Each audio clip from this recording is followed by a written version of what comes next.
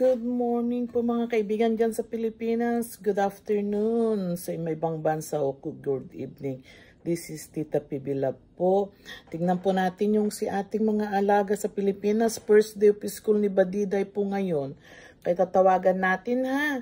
Subaybayan natin kung kumusta ang araw niya ngayon, kung paano ang experience niya. Nanenervyos ata sila. Ang aga-aga po nilang nagising. 6:15 na ata sa Pilipinas at 3:15 po dito sa state. Actually po ngayon is a holiday here sa state.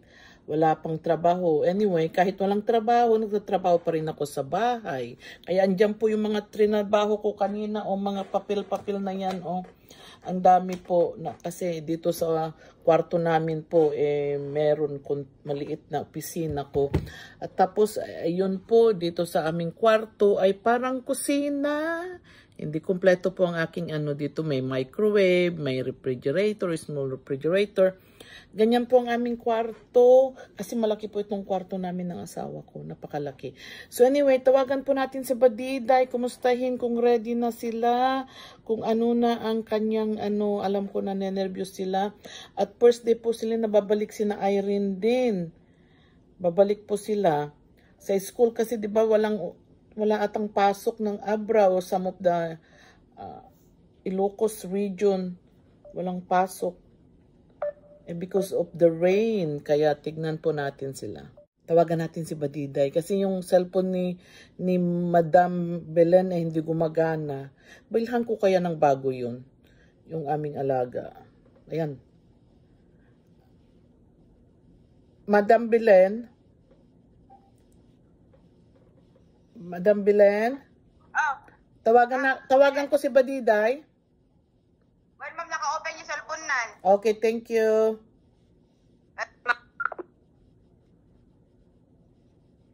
Tawagan natin si Badiday. Sige. Si Badiday na lang tayong tatawag. Ano?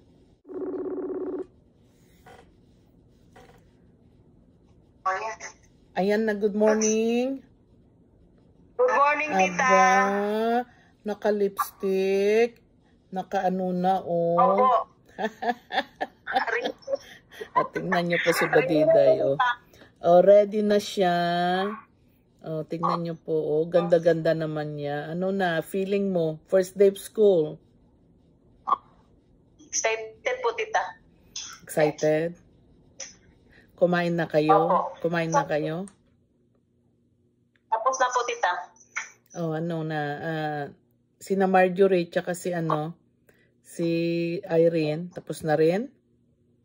Tapos na po, tita. Ito na sila. Tapos na po kami, tita. Ready na rin kayo punta school? Opo, tita. Si Irene, tapos na rin? Okay na? Ito na po. Tita, good morning. Good morning. Ready ka na rin? Opo, tita. Ready na po. Ano ba kayo ng uniform? Bibili ba kayo ng uniform? Irene? Hindi pa ng teacher, tita. Ha? Sa school. Ano sabi? Hindi pa sinabi sa school, oo. Hindi pa sinabi Wala pa sa daw. school. Sa baon nyo? Ano, tita? Nandun na sa bag namin. Anong binaon nyo? Anong linuto nyo? Hotdog po. Hotdog na naman. Hotdog na naman nung isang araw. Aray. Wala na ba kayong mga spam dyan? Wala na kayong corned beef? Ano? Hindi kayo bumili? Ano lang? Meron pa, tita. Hotdog. Hotdog lang yung hotdog. namin po. Nagbaon ka ba, Badiday? Nagbaon po, tita. Anong baon mo? Kagaya nila yun. Maghapon ka ngayon sa school. Wala kang kakilala. Kaya, you're on your own. College life yan talaga. Ha? Ganyan Opo, talaga tita. ang college. Huwag kang mahiya. Magtanong lang. Huwag kang matakot. Ang kinakatakutan hindi ka maano dyan. Be brave, be brave. Okay, magtanong Yes, ka. po, tita. Di ba may kakilala si Tita Elma mo doon? Lapitan mo sila. Kung may ano ka. Kasi, sino maghahatid sa'yo ngayon? Si Tito Terso po. Siyang maghatid? Sige. Opo. Sabi po. At saka si Sir Jun. Oo nga, si Sir Jun daw, mag-half day daw si Sir Jun para dalhin ka, di ba? Opo. Kung maghapon ka na doon, i-text mo na lang si Terso sa hapon pag uwi mo, ha? Opo, tita. Magdala ka ng pera, magdala ka ng pera mo just in case na kailangan mong magdala lang ako ng pera. Tapos kung magutom ka, tignan mo maigi yung mga requirements mo, ha, kung anong bibilhin natin. Opo, tita. Yung mga libro mo, dumating na yung mga binili ko dito na kailangan ng stethoscope yung anak ni Madam Belen. Email ko bukas, ipa-express mail ko. Yung mga nursing kit niya, may mga nursing bag yung anak ni Madam Belen. Nabili ko na rin. Tapos meron akong nabili na mga ano ba yun? Anatomy and Physiology para sa iyo. May hinihintay pa akong isang libro mo. Yung ano ba yun? Medical terminology mo.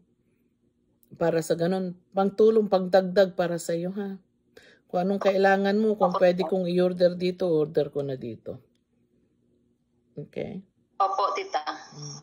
Huwag kang matakot, ha? Just do your best. Hindi naman kailangan hindi naman kailangan na 100% palagi, you know. As long as na may pasa mo, maintindihan mo, it's okay. Wala namang ano yan, ha? Wala naman, basta may pasa nyo. Ayaw ko yung na-pressure kayo masyado na, kailangan 100% o kailangan ng ganito. Yung may pasalo nyo lang at maintindihan nyo. Okay? Pwede na yun. Nag-usap kami ni Sir Paul mo kanina. Tuwang-tuwa naman. Nag-update ako sa kanya. Okay? Opo. Anong oras ba kayo alis? 7, tita. 7 o'clock? 7. At si Irene at saka si Chris, 6:30. Ay, andyan na ba yung sundo ni na, Irene at saka si Chris? Ito na si Mother Ethel. Ay, hi Mother Ethel. Good morning. Nagkape ka na? Kumain ka na? Oo, kanila, ma'am. Alis na kami. Si Tutoy? Kumain. Sige. Alam, mag-ingat lang kayo, ha. Mag-ingat kayo, Irene tsaka Marjorie. Mag-report kayo mamayang hapon, ha. Kumusta ang school nyo? Okay? Aba, tignan ko nga yung helmet mo. Irene? Nakamotor pa sila. Tignan mo yung helmet ni Irene. Nakakatawa naman yung mga alaga ko. Nakakatawa naman kayo. Aba, pink pala kay Marjorie? Opo, tita. Si Marjorie. Maganda. Maganda para pag nagmotor mo tayo, kapit lang, ha? Kapit lang kayo. Okay? Huwag masyadong magpatakbo, Madam Ethel, ha? Tita, alis na kami, bye. Sige. I love you. Andyan na si Tutoy. Wala po kami ng school. Kami, tulog didan, madam. Okay, thank you, Mother, ha? Thank you. Report ka mamaya, Mother, ha? Ingat-ingat. Video, ha, Mother? Love you. I love you too. Okay, si Badiday na lang. Badiday, ano ba yung oras pasok mo? Alam mo ba? Hindi pa, pero gusto ko maaga ako doon kasi para mag-ano ako doon sa mag-schedule. Para makatanong-tanong ako. Familiarize mo yung mga building, familiarize mo kung, ha? Magpami-familiarize ka lang, tapos tanong ka, tignan mo sa schedule mo, meron naman doon nasa nursing department, di ba? Doon nila ilalagay yun. Sige, good luck sa iyo. Ha? Ayun ko pa malalaman yung schedule ko sa klase, tita. Oo. Anuin mo ha. Tapos ano pa sabi ko, kunin mo yung mga telepono yung telepono kasi kung minsan walang wifi, yung totoong telepono ni Madam Belen, yung totoong telepono yung cellphone number ni Madam Ethel, si Terso, si na RJ. Kung meron na po, tita. Oh, sige, ano mo yan ha? Kung may kailangan ka, 20 minutes away lang naman ha? Opo, tita. Huwag kang matakot. Okay lang, meron ako. Hindi naman, tita. Sige. Nag-update ka na sa asawa mo? Kinausap mo na? Opo, tita. Okay na daw sila doon. Sige. Magdasal muna kayo ha? Magdasal bago ka pasok ha? Opo. Pag ano ka lang dyan, ingat-ingat lang. Huwag kang magtitiwala sa tao na hindi mo kakilala. Ano lang, ay, kausapin mo kaya lang. Kung sasabihin, punta tayo dyan, punta tayo dito, huwag ha. Ingat-ingat lang. Sige. Good luck ng college life. Good luck sa'yo. Mag-ingat ka mabuti. Okay? Message mo ako kung anong update mo ha. Opo, tita. Sige. Okay, I love you. Take care, ha? Thank you. Okay, thank you, Madam Belen. Yes, ma'am. Salamat sa iyo. Saan na sina RJ? Good morning sila.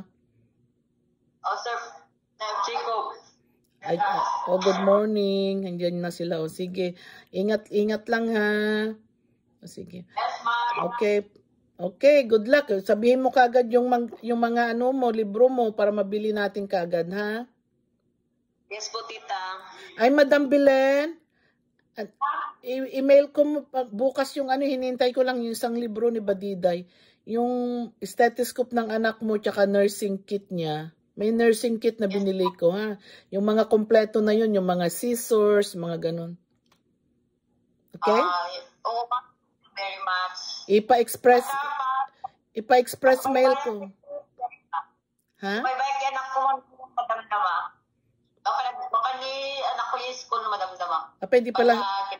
Anyang oras susumrok kaya? Madamdama nga pa ng 9. Sige. May motor naman ata siya, di ba? Awan ma? Awan namin lisensya na pa. Okay. Okay, Madam Belen. Thank you, ha? Thank you sa paano sa Misoda. Okay? Yes, ma'am. Thank you very much. Okay. Okay, take care. Okay, Badiday, take care, ha? Good luck. Good luck, anak ko. Thank you, ha? Good luck. Okay. Kaya si Irene po, nakatutok ang tutor niya. 3 po ang kanyang tutor. Kaya may isang reading, sa math si Sir June, at saka, yung mga grammar niya. Okay? Yun, 3 ang tutor ni Irene. Si Crush Marjorie po, ang update sa akin kahapon, she's very smart. She's ahead. Kaya sabi ni Sir June, kahit hindi na po turuan si Marjorie, kasi Marjorie can keep up. Matalino daw si Chris Marjorie. Kaya lang, syempre, sa reading at saka grammar, once a week at saka dictionary, ay tuturuan pa rin siya. Si Badiday po, she's going through a grammar right now. Kasi college na siya. So, she's going through a grammar sa tutor niya. Ayan po ang kanilang update. Nakatutok lang po sila sa school. Wala naman po silang ginagawa. Kasi lang yung gardening para hindi sila maboard. Okay? Ayan po sila. Kaya, subaybayan po natin ang kanilang yung kanilang araw-araw, yung kanilang progress. Subaybayan po natin lahat. Kahit ako, excited ako Excited po ako araw-araw na makita kung anong ginagawa nila, kung ano yung video na pinasinesan sa akin, kung yung mga picture-picture, ganun. Excited po ako. Alam ko po na maraming gastos, kaya lang, okay lang yan. Magtiis-tiis na po kami lahat. Lahat po ng mga resources ko, ayan, tulong-tulong kami lahat. Buti na lang andiyan sila sa Abra, andiyan sila sa Pilipinas, sa amin. Salamat naman sa mga lahat ng tumutulong sa akin. Kaya sina Ma'am Belen, lalo na si Ma'am Belen, si Sir June, si Madam Ethel, si Terso, The Explorer. Suportahan niyo po ang vlog niya. Ha, sa amin po yan. Mabait po na bata yan. Tapos sina RJ po, Copars Vlog, sina Mang One Show, si Jacob. Andyan po sila lahat, sina Goteng. Salamat sa inyong lahat dyan. Si Totoy, po yan, shout out sa kanila. Okay? Salamat sa inyong lahat. Sina Ma'am Kunching, sina Sir Paul. Sir Paul na teacher po sa amin. Teacher po yung kapitbahay po namin. Salamat sa inyong lahat sa pagtulong sa aking mga scholars, yung pamangking kong si Briggs. Again, thank you very much from the bottom of my heart. Kung wala po kayo, wala din itong vlog natin, itong channel natin. Update po, nagpadala po ako ng 2 tulong sa mga humihingi. Siyempre, ini-screen po namin yan. May researcher po kami na tumatawag. Tinitignan talaga kung totoo. Okay? Again, as I said, tiyaga lang po tayo. Subaybayan po natin yung mga Tres Marias ko sa Abra. They're very good people, very good student. Sana naman po magtagumpay sila. Let's pray all together for their successful schooling. Sana po one day makita natin na matapos sila. Okay, sana po ang health namin ni Doktor ay good pa para matulungan po namin. Again, from the bottom of my heart, Dr. Mamang and my rest of my family would like to thank you. Salamat sa inyong lahat. Mahal ko kayo lahat. Take care and God bless.